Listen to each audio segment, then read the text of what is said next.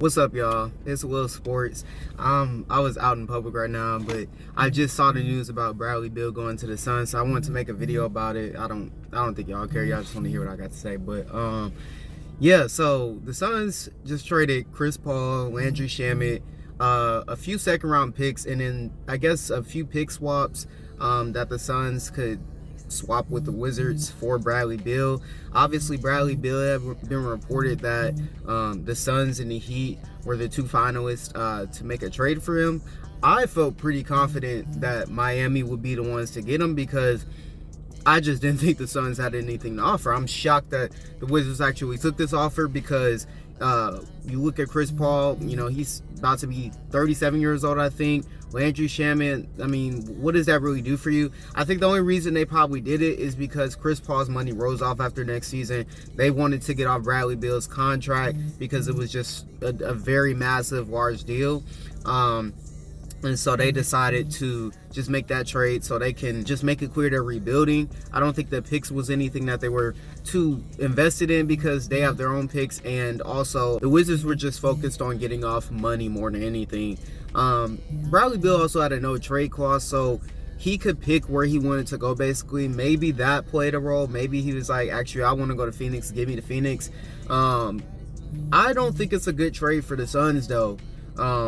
When you look at teams that have won titles, it's all about depth and role players and having obviously star power at the top and good coaching, but you need a full roster of guys. You need guys that can step in and hit big shots and can play off your lead guys and let your lead guys be lead guys. And, I think the Suns are doubling down on this model of having a thin bench and having a lot of star power.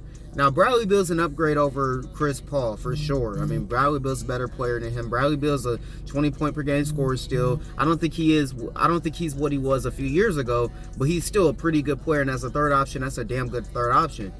But when you put it into context of he's making $250 million on his contract, and you have no bench whatsoever, you're hiring a new coach who's a defensive-minded coach, and you're throwing that into a team that, like I said, had no depth, and that was the reason they lost in the playoffs, is because they had no depth. They had the star power. They didn't need more star power. They need depth. So I feel like this doesn't fix any of their problems. Yeah, you have another guy who can, score 20 points a game, and that matters, and I don't think that the Suns aren't going to be good at all. They're still going to be a threat, but when you have this little of depth on your team, because the money that they're giving to this big three, plus DeAndre Ayton, who's still on the roster, who I think they'll probably try to flip for something else, but his value is so low right now, what are you going to really get for him? You're limited in who you can sign in the offseason, especially with the new NBA rules. I mean, they're not going to be able to make a lot of moves. They're not going to have a lot of flexibility. They're basically just going to be able to sign minimum deals. And hopefully they can pick up some guys out of, the draft. I think they probably have a second-round pick this year. They can sign guys from the Summer League, undrafted guys. So that is what they're going to have to bank on in regards to the rest of this roster, because they're not going to have the pieces to be able to compete at that level. I would still take Denver over them. I would take the Lakers over them. If the Lakers re-sign all their guys and prioritize their depth, I would take the Lakers over them. The Clippers, if they're healthy. You look at this Suns team, they have the star power, so they're going to be a tough out for sure because of that. But they're not winning at a deep level because you need depth. Bradley Beal, though, fits with Devin Booker and Kevin Durant for sure. There's no fit issues there, in my opinion. I think all these guys are going to be able to play off one another. You'll probably have Devin Booker running the point. He ran the point, in the postseason when Chris Paul went down. He's running the point. He did a pretty damn good job. He averaged like 7 or 8 assists against the Nuggets in the second round. He was breaking down defenses. He was doing a great job of facilitating. Kevin Durant can, play make a little bit, especially out of the post. I think they can make that work. But you're going to have a thin roster that doesn't have much depth. You're not a great defensive team. It's really dependent on what they can get for DeAndre Ayton. Maybe they can flip him for a few rotation players. It's just that his value is not very high right now, but you could have a team that's kind of desperate for a big who gives them maybe 2 or 3 players, that can just fill out the rest of the Phoenix's roster a little bit. Because I don't think there's any way they're going to keep him based off this trade. I think they know that that's really their only trade asset, so they're going to try to make something happen with that.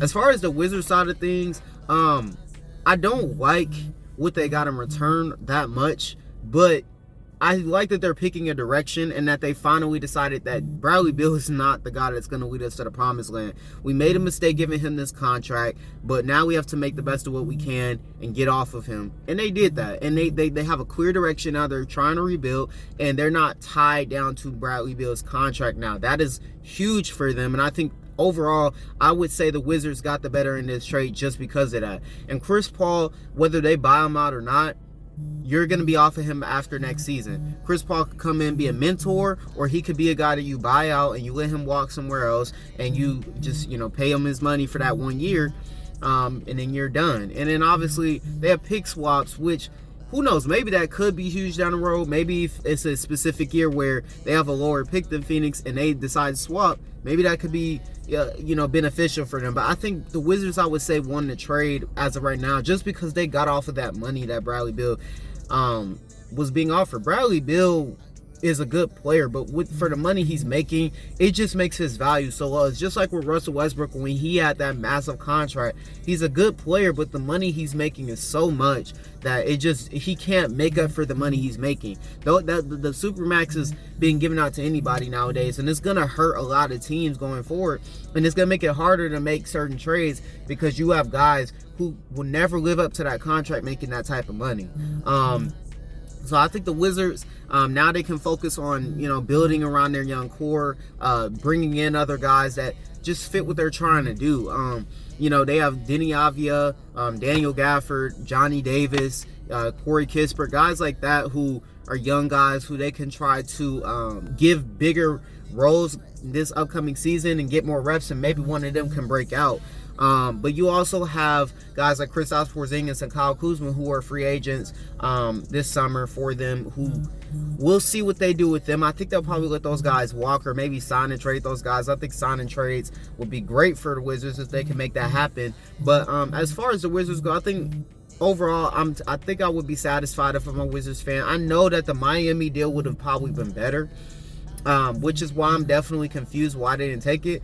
But we don't know the whole story. It could have been a situation where Bradley Beal just wanted to go to Phoenix instead of Miami.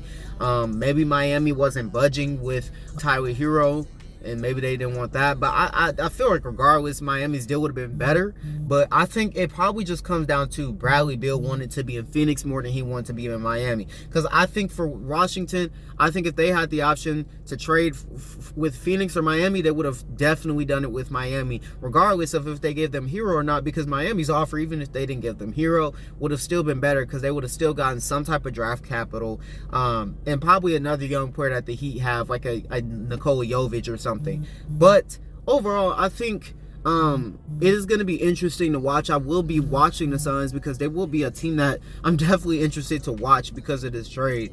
But do I think it's going to work out? I don't as of right now. I've seen Denver, I've seen Golden State, I've seen Milwaukee, LA, Toronto. All those guys had 2 stars or 1 superstar and an all-star caliber player, a few other all-star caliber players. But they had great depth on all those teams. Guys like Michael Porter Jr. and Aaron Gordon and Kentavious Caldwell-Pope, Bruce Brown. Those were the guys that really helped Denver so much when you could not just devote all your attention to Jokic and Murray, and that made it so much easier for those guys, and it made them look great. But you need that, and I just don't see where Phoenix is going to be able to find that. If they can maybe turn Ayton into a few role players that I find quality, then I'm open to changing my mind on this Phoenix Suns team. But I don't envision that happening. I just don't see Ayton being a hot commodity around the league. There's so many bigs I think other teams would rather have.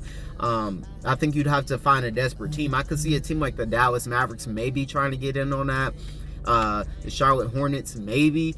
But other than that, I just don't see many other options. But the Suns, gonna be an interesting team to watch. Kevin Durant, Devin Booker, Bradley Beal, 3 really talented players, 3 great scorers. It's going to be fun to watch. But let me know what you guys think down below. Do y'all think the Suns can put together a good season, a championship season, with a team that is going to be very thin, very top heavy and very thin? Let me know what y'all think down below. It's been Will Sports. Peace.